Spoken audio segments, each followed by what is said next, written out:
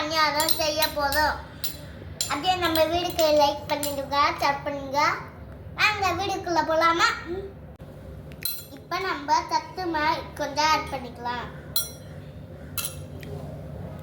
Add பண்ணிக்கலாம். Baking powder போடணும்.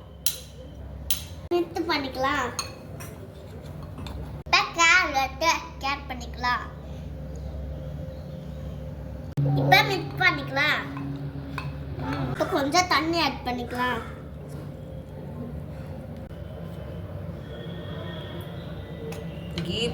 ஊற்றிக்கலாம்.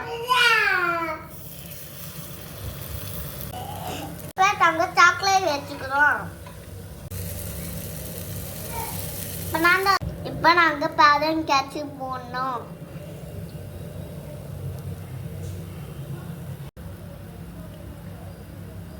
பணியாரம் செஞ்சிட்டோம். இப்போ எப்படி இருக்குன்னு பார்க்கலாம்.